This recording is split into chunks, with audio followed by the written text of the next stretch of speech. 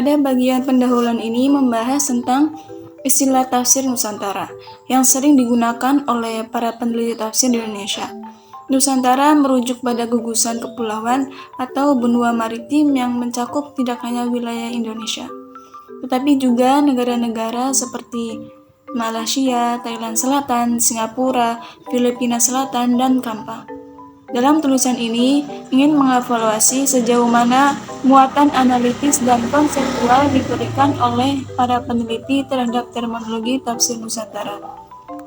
Penulis juga mempertanyakan apa yang dimaksud dengan terminologi tersebut oleh para peneliti tafsir di Indonesia.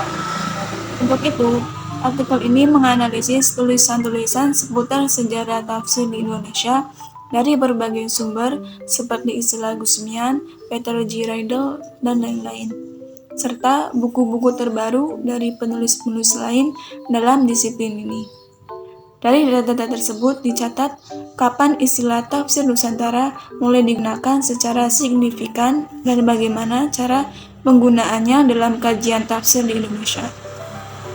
Tujuan akhir dari artikel ini adalah untuk memberikan kontribusi dalam merumuskan rancangan orientasi penelitian sejarah tafsir di masa depan, sehingga dapat lebih jelas tentang pengertian istilah-istilah spesifik seperti tafsir Melayu, tafsir Jawa, tafsir Sunda, dan sebagainya.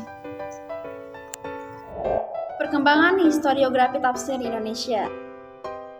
Historiografi berasal dari bahasa Yunani yang dimana historia artinya penyelidikan tentang gejala alam fisik, sedangkan graphiens artinya gambaran, uraian, ataupun lukisan.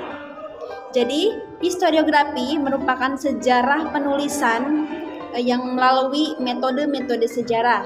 Istilah historiografi juga digunakan dalam makna teori dan juga sejarah dalam penulisan sejarah. Penulis pertama yang berpengaruh besar dalam sejarah penulisan tafsir di Indonesia adalah Jones. Ia menulis tentang sufisme di Melayu sebagai disertasi pada tahun 1954 dan kemudian menulis tentang tema sejarah Al-Quran dan tafsir di Indonesia. Jones lebih banyak menulis tentang Al-Quran, sejarah Al-Quran, dan juga pengutipan ayat Al-Quran dalam genre lain, yaitu tulisan tasawuf oleh generasi awal Islam di Indonesia. Islam Nusantara dan tafsir Nusantara.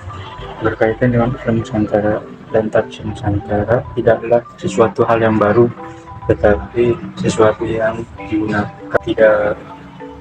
tidak tua dan tidak baru.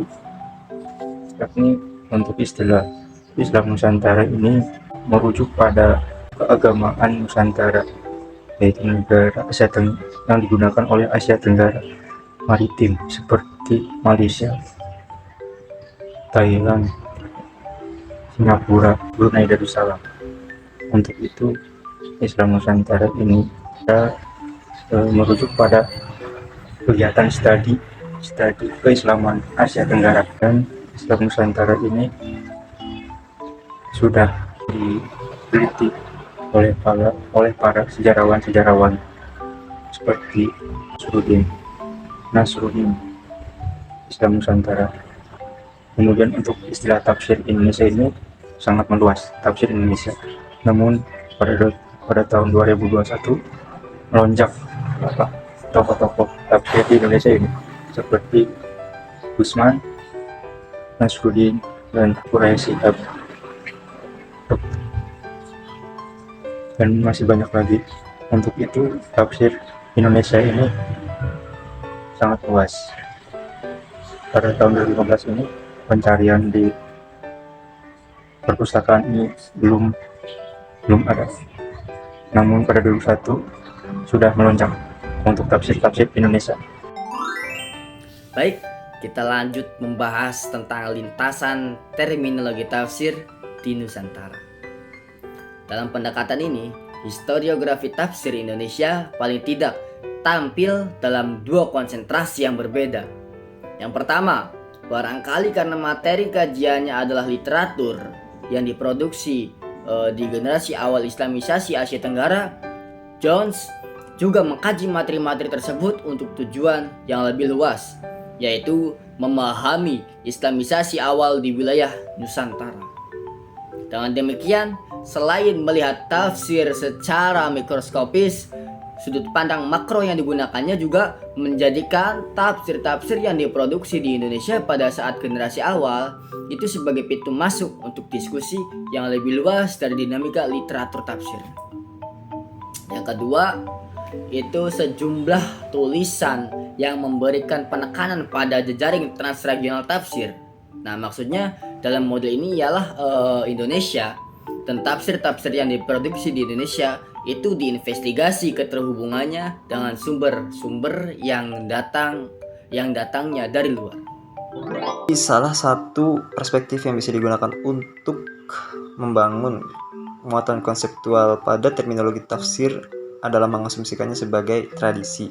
Nah, sebelumnya teman-teman saya itu kan menjelaskan bahwasanya diksi Nusantara itu bukan hanya untuk Indonesia tetapi juga pada negara-negara tetangga. Namun, agar penjelasan kita ini lebih mengerucut, kita sepakati bahwasanya Nusantara itu adalah Indonesia, maka tafsir Nusantara itu adalah tafsir Indonesia. Kemudian apa sih yang dimaksud dengan tafsir Nusantara sebagai tradisi? Secara teoritis, tafsir sebagai tradisi ini diperkenalkan oleh Walid Soleh, yang menurutnya tafsir adalah tradisi yang bersifat genealogis. Tafsir secara inherent bersifat historis, yang artinya tafsir itu memiliki keterkaitan dengan tafsir-tafsir yang lainnya.